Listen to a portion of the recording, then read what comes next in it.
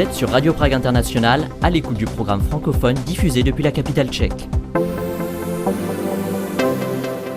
Bonjour et merci d'écouter Radio Prague International. Nous entamons ce samedi la deuxième série d'entretiens de femmes qui ont quitté la Tchécoslovaquie communiste des années 1960 et 70 pour s'installer en France où elles vivent aujourd'hui encore. Nous allons écouter le récit d'Ivana Jirovec, partie en août 1968 avec sa sœur Dana à la découverte de l'Europe occidentale.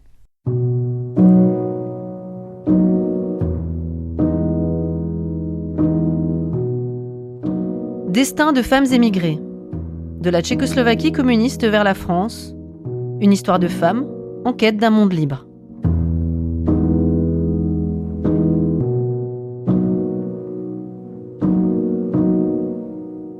Je m'appelle Ivana Jirovcová pour le tchèque et Ivana Jirovec pour les français. Ma sœur cadette Dana et moi, nous avons grandi dans une famille patriotique entourée de 3 personnes. Du père, de la mère et du grand-père Joseph Strobl. Artiste, peintre et ancien directeur d'école, il a eu beaucoup d'ascendants sur nous, notamment sur notre scolarité. Dans notre famille, on souriait souvent et on n'élevait jamais la voix. Un voyage culturel à Prague a été programmé pour un week-end pratiquement tous les mois avec la visite d'une pièce de théâtre ou de l'opéra. Nous avons habité dans la petite ville thermale de Poděbrady, située en Bohême centrale. À partir de mon adolescence, mon désir, ou plutôt carrément ma hantise privilégiée et inassouvie, était une envie de voyager. Ma sœur Dana, de 3 ans plus jeune, s'est jointe à moi pour notre premier voyage en Europe occidentale. C'était en 1967, à l'époque où le citoyen tchécoslovaque pouvait enfin recevoir une permission pour un voyage en direction d'un pays capitaliste de l'Ouest.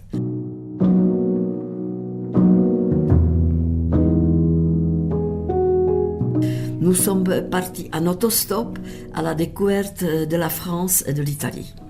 Nous sommes partis en vraie pionnière qui venait découvrir et connaître le monde. Et bien sûr, pas du tout dans le sens politique de l'époque chez nous. Les enfants entre l'âge de 10 et 14 ans pouvaient alors entrer dans l'organisation pionnière ou de pionniers dans laquelle ils portaient des foulards rouges tout en étant formés pour entrer ensuite dans l'organisation des jeunesses communistes. Là, je fais une parenthèse importante. Notre père m'a défendu fermement de postuler chez les pionniers dans mon école, même si toute la classe en rêvait. Or, mon père s'était toujours battu en politique. Il entra dans la résistance pendant la Deuxième Guerre mondiale contre les Allemands. Lors du démantèlement de ce réseau, il n'a pas cédé à la torture et finit par être incarcéré au camp de concentration à Terezín, avec mention KA, kein Ausgang. Son exécution était prévue pour le mai 1945. Elle n'a pas eu lieu, ce camp étant libéré juste avant. Heureusement, il a survécu. Après la guerre, il combattait le communisme. En 1950, il a eu même le courage de s'opposer publiquement à la condamnation à mort de Milada Horáková. C'était la seule femme qui a été exécutée pendue en Tchécoslovaquie, malgré les contestations des grandes personnalités politiques en Europe.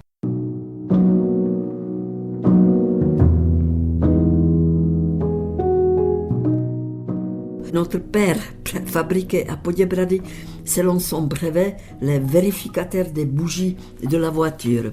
Or, en décembre 1958, toutes les entreprises privées ont été obligées de fermer, utiles ou pas. L'étiquette de méchant capitaliste a punir et cependant rester collé aux personnes qui faisaient des efforts, avaient des idées. Notre père a dû parcourir le pays pour chercher un emploi. Les effets néfastes du durcissement politique ont eu des retombées sur moi en 1958 quand j'avais 14 ans. J'ai terminé l'école obligatoire et demandé pour entrer au lycée. Ces études m'ont été strictement refusées. parce que j'ai reçu, ou plutôt mes parents ont reçu une lettre que mon milieu familial ne garantissait pas que je pourrais devenir un membre valable de la société socialiste.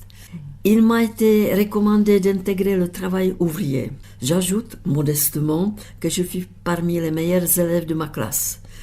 En revanche, certains élèves plutôt moyens, dont le milieu familial correspondait mieux au régime, ont été vivement encouragés et même poussés à faire des études.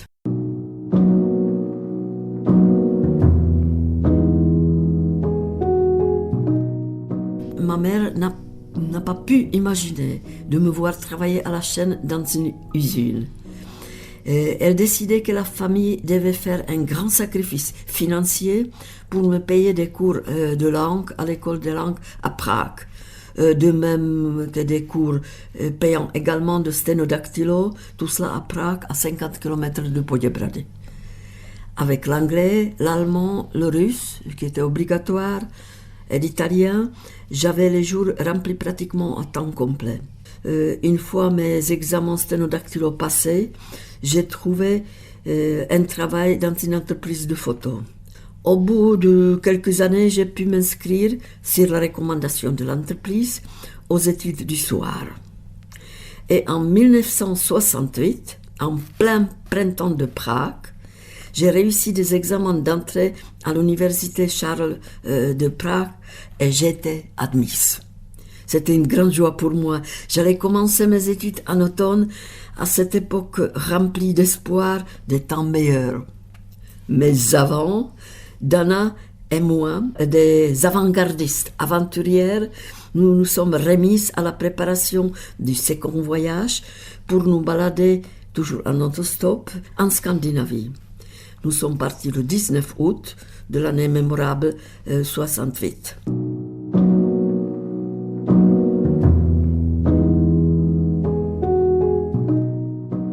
La sortie de Prague en Tchécoslovaquie s'est passée en train jusqu'à Lausanne. Toute l'année avant ce voyage, nous avons soigneusement économisé, mais aussi travaillé en heures supplémentaires 3 fois par semaine en faisant le ménage dans le magasin des laboratoires cinématographiques. Il est vrai qu'il s'agissait du travail socialiste, donc pas très épuisant. À ce moment, j'ai été employée au département cinématographique de l'école centrale tchécoslovaque de culture physique. On pourrait donc dire que j'ai obtenu ce travail, entre guillemets, intéressant de femme de ménage par piston pour nous deux. La somme acquise par l'effort de toute une année nous a permis d'acheter au marché noir une très petite quantité de devises pour nos vacances. Il fallait encore obtenir le permis de sortir de la Tchécoslovaquie, puis faire des queues pour les visas au consulat des pays à parcourir. Nous arrivons en Suisse, à Lausanne, dans une auberge de jeunesse le 20 août au soir. Et c'est le matin du 21 août 68 que le choc arrive. Je me rends à l'accueil pour récupérer nos passeports et l'on m'annonce que notre pays natal est occupé par les armées du pacte de Varsovie. J'avoue qu'en ce moment, j'en ai ri. Les journalistes occidentaux ne savaient même pas que ces armées participaient à des manœuvres militaires et personne, pas même les politiciens tchécoslovaques, ne soupçonnait une occupation à venir. J'ai raconté tout de suite cette méconnaissance à ma sœur avant que nous soyons partis sur la route pour faire de l'autostop. Une voiture d'un couple de Suisses français, ne parlant que le français, langue dont je ne savais que quelques bribes à l'époque. Ils nous ont pris en voiture et après les présentations, ils se sont mis à nous regarder avec compassion en écoutant la radio. Petit à petit, en attendant la répétition du mot « la Tchécoslovaquie », nous avons commencé à nous inquiéter. Au moment où nos routes se divisaient, j'ai vite acheté un journal italien et abasourdi, j'ai compris que l'incroyable était la réalité.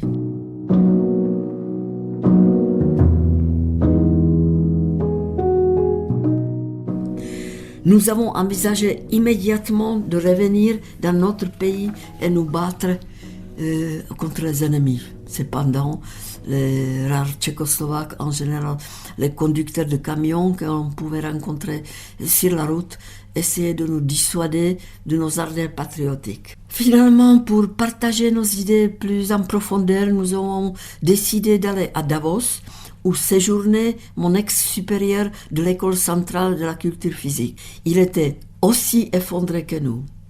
Il a pris sa femme, sa voiture, a acheté des saucisses et nous a amenés à Saint-Moritz dans les Alpes. Là, entouré des montagnes majestueuses, nous avons écouté la radio tchèque, station Moldau, encore libre, mangé les saucisses et pleuré. Dana et moi, nous avons fini par accepter l'idée et de poursuivre notre voyage en direction de la Scandinavie.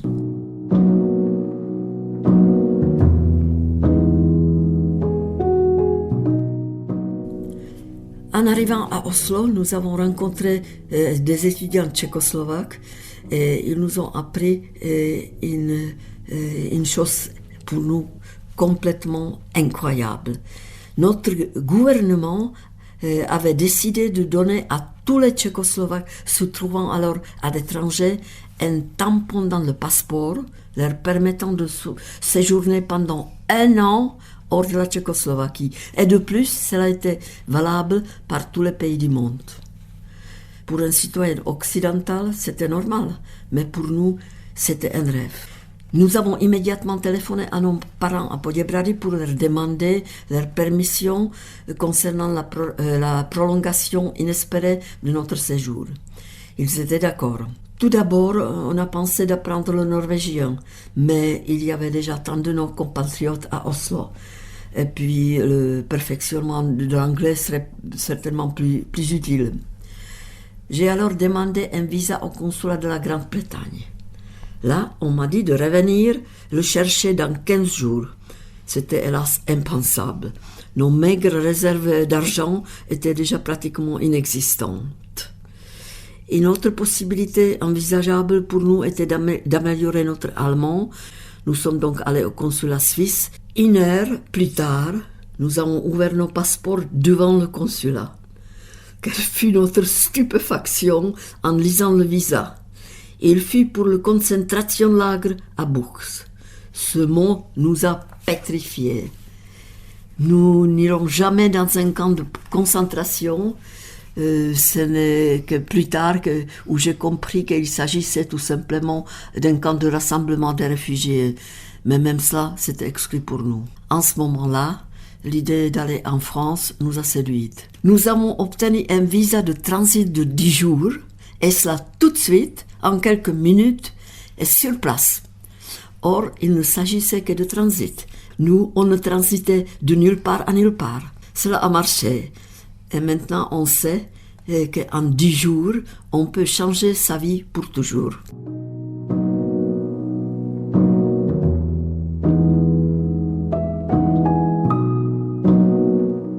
C'est courant septembre que nous avons quitté la Scandinavie pour aller en France. À Paris, nous avons trouvé nos amis tchèques et avons pu loger dans leur studio dans un immeuble condamné à la démolition. Ce studio était le seul qui avait de l'eau courante. Pour tout l'immeuble, il y avait 2 WC turcs dans la cour. C'était des conditions de vie inimaginables à l'époque à Prague. Il n'est pas inintéressant de comparer certaines vues, parce qu'en France, on était libre de voyager, on pouvait parler librement, mais dans un pays communiste, au contraire, pouvaient exister des conditions générales de vie matérielle plus favorables que ne pouvait imaginer un citoyen moyen dans un pays capitaliste. Nous avons rencontré vite des étudiants tchécoslovaques, notamment ceux regroupés à la cité universitaire de Nanterre. Pour nous, il fallait choisir d'abord une université de province et s'inscrire dans un cours audiovisuel. C'était là où tout un groupe d'artistes tchèques apprenait le français. Les peintres Jiří Sobko, Jiří Načeracký, Rudolf Němec et Sendlerova, parmi d'autres. Quant à nous deux, nous étions toujours très décidés de revenir au bout de cette année scolaire dans notre pays natal. Sachant qu'une fois retourné au pays, on ne pourra vraisemblablement plus voyager aussi librement. une envie a germé dans nos pensées. Nous avons absolument voulu connaître l'Amérique. Dans ce but, nous avons économisé tous les mois 50 francs de notre bourse de 400 francs. Évidemment, désir ardent, nous avons réussi à réaliser notre rêve. Après l'achat du billet aller-retour de 575 francs, il nous restera $10 à chacune pour nos vacances aux États-Unis. Cette fois-ci, c'était nos amis français qui essayaient de nous dissuader de cette folie en nous disant « Vous allez dormir sous les ponts et faire de la planche ». Moi, je rétorquais « Nous allons dormir sous les ponts et faire de la planche, mais nous verrons l'Amérique ». Heureusement, un parent éloigné vivant à Little Ferry à New Jersey nous a hébergés, alors pas de logement sous le pont. En revanche, je me suis mise à la recherche d'une entreprise pour faire la planche. J'en ai trouvé une. Quelle était ma surprise quand, arrivé au dernier guichet, la jeune femme derrière ce guichet m'a proposé de prendre un rendez-vous pour moi avec le chef des ressources humaines pour un possible travail dans un bureau. J'avoue que je fus presque déçue. J'aurais aimé de connaître ce milieu si spécial de la planche en Amérique. Il nous fallait songer que notre séjour en dehors de notre pays se terminerait en automne. Nous sommes donc repartis à Paris. Je me suis inscrite à la Sorbonne Paris 3 pour faire les études de théorie théâtrale à Saint-Cyr. À ma surprise, il me fallait à l'époque juste un certificat du baccalauréat tchèque, traduit et certifié conforme. Dans les premiers jours du mois d'octobre, notre gouvernement ferma les frontières pour la sortie des citoyens tchécoslovaques, qui jusque-là pouvaient partir relativement librement. Maintenant, on a commencé à les empêcher de passer la frontière en direction occidentale de manière plutôt brutale.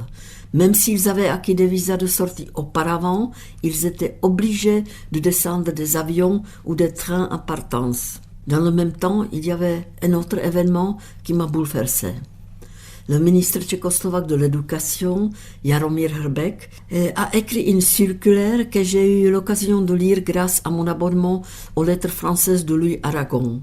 Hrbek, dans sa circulaire, invitait les étudiants et les professeurs à faire leur autocritique par rapport aux événements 68-69 et demandait pratiquement sans voiler son appel à des dénonciations. Il était clair que les purges allaient suivre.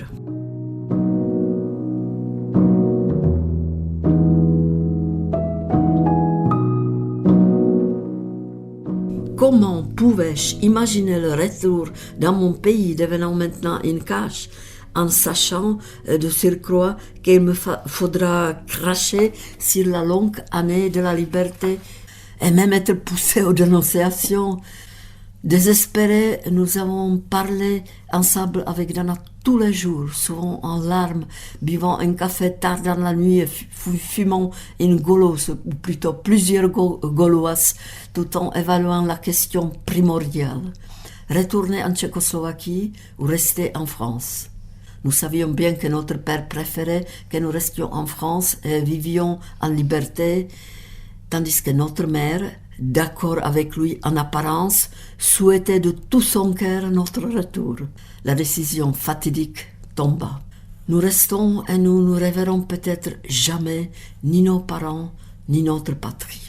Il y a une différence entre avoir les amis, si bons soient-ils, et avoir la famille. Avoir une famille signifie être pour toujours membre d'une communauté spécifique que l'on peut ne pas aimer, mais on sait qu'elle est là.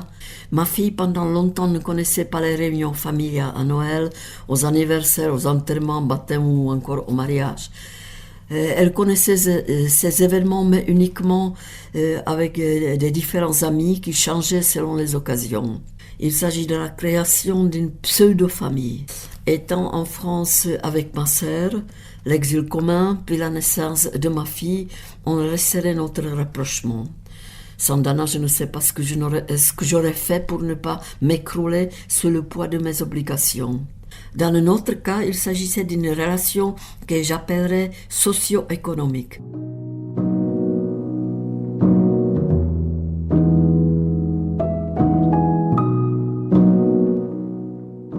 J'avais aussi mes études. Quant à moi, l'esprit révolutionnaire de l'année 68 persistait, notamment au Sancier, au quartier latin. Les étudiants ne faisaient plus de barricades, mais des nouveautés significatives apparaissaient. Par exemple, lors de l'un des premiers cours de l'histoire de la mise en scène, le jeune professeur a proposé le tutoiement aux étudiants. Tandis qu'en Tchécoslovaquie, le temps durcissait petit à petit, nous, les étudiants en France, nous étions persuadés de pouvoir refaire le monde. Les usines seront autogérées.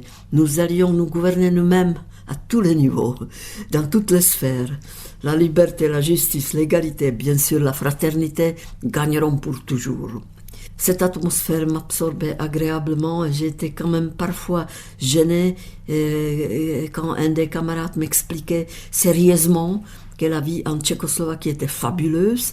Un metteur en scène que j'ai choisi au Théâtre de l'Est parisien pour une interview en vue de mon examen de la scénographie a même défendu la politique des pays de l'Est et bien évidemment aussi celle de la Russie. Quand je lui ai demandé son opinion sur l'occupation de la Tchécoslovaquie, pays sacrifié, il a trouvé ce soi-disant argument qu'il s'est mis à répéter plusieurs fois face à mes objections. N'oubliez pas qu'une lutte se passe à l'échelle mondiale. Il n'y avait rien à répondre à ce fameux argument de la lutte. En 1971, un grand événement a marqué notre avenir à moi et à ma sœur. En octobre est née ma fille Sandra. Pas mariée, je dirais que j'étais de nouveau en avance sur mon temps. Mère célibataire, cela n'était pas courant comme cela l'est aujourd'hui. Le papa de ma fille était, quant à lui, homme marié, acteur de théâtre d'origine tchèque. Il a pris à Prague pour épouse une Française. Je l'ai rencontré à Paris, où toute sa famille a aménagé. La question d'avorter ne s'est pas posée pour moi. Je ne voulais pas non plus casser la vie de cette famille. Ma grossesse était un beau moment d'attente pendant lequel je préparais ma licence tout en travaillant occasionnellement chez des bijoutiers tchèques. Je me suis tournée vers un camarade slovaque, étudiant aussi à l'Institut d'études théâtrales. En même temps, il faisait partie de la rédaction slovaque à l'ORTF en tant que journaliste. Il m'a proposé de me présenter à la rédaction tchèque. Hélas, ici, pas besoin de journaliste à ce moment-là. « Que sais-tu faire d'autre » m'a-t-il demandé. « Je tape très vite à la machine et je suis forte en orthographe », je lui ai répondu. C'est ainsi qu'une étape nouvelle de ma vie professionnelle a démarré à la maison de Radio France et j'en suis fière. Je pouvais choisir mes horaires pour pouvoir m'occuper de ma petite fille et pour participer à mes cours universitaires. En même temps, j'avais à ma disposition des informations du monde entier. Par la suite, j'ai changé de fonction et réalisé à la radio des émissions. Et plus tard, j'ai fait du journalisme également. Finalement, les émissions vers l'étranger de l'ORTF devenant la Radio France Internationale, la RFI. Puis j'ai fait entrer à RFI ma sœur Dana.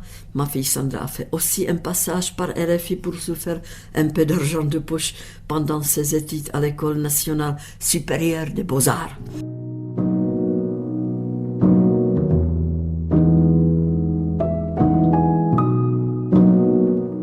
Je voudrais signaler que j'ai appris à ma fille le tchèque. Je suis persuadée qu'il vaut mieux apprendre à un enfant sa propre langue maternelle que le français qui n'est pas parfait et que l'enfant peut apprendre à l'école. Ma fille a épousé un Tchèque et elle vit actuellement à Prague avec lui et avec leur fils. Quant à moi, j'ai acquis la nationalité française après la conférence de Helsinki qui s'est passée en 1976 et la nationalité tchécoslovaque perdue en 1970 après le droit d'asile m'a été rendue en 1978 seulement. Pendant 10 ans, je n'y croyais pas. Je pouvais faire un voyage dans mon pays d'origine. Le retour au pays signifie la rencontre avec les personnes aimées, avec les amis, les liaisons amicales nouvelles, la recherche des vieux lieux connus. Il était très agréable et très fort de reconnaître les lieux selon leur odeur. Je me promenais à travers Poděbrady et de dimanche et soudain je sens l'odeur de la salade au concombre et d'une escalope panée. Ou reconnaître le parfum spécifique de la maison de la mode, place Wenceslas, ou encore celui de la grande librairie. Les livres en Bohême sentaient différemment qu'en France. Pendant toutes ces années, notamment quand le système totalitaire a été à son apogée, pratiquement personne ne posait jamais aucune question concernant la vie en France. Mais les choses matérielles attiraient l'intérêt des gens. Si je compare la France et la République tchèque d'aujourd'hui, les niveaux de vie sont assez comparables, même si les Tchèques ne se rendent pas compte qu'ils vivent plutôt bien. Je reste très lié au pays tchèque. Et il reste possible que je retourne pour y vivre, car la famille de ma fille y vit.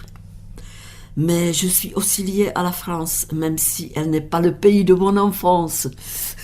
Il serait pour moi inimaginable de la quitter pour toujours. Ma sœur Dana dit pour plaisanter qu'étant depuis 1968 en France et ne pas retourner vivre en Tchéquie, on est en fait en vacances depuis bientôt 60 ans.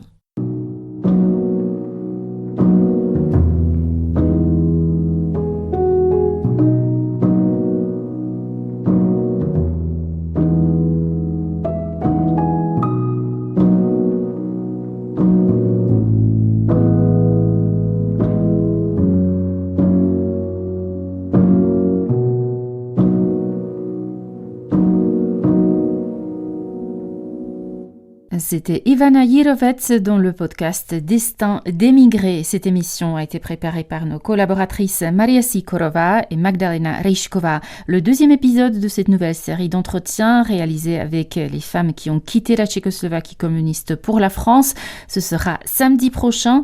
D'ici là, vous pouvez suivre l'actualité tchèque en français sur français.radio.cz et sur les réseaux sociaux. À très bientôt de nouveau à l'écoute. Naslyšenou.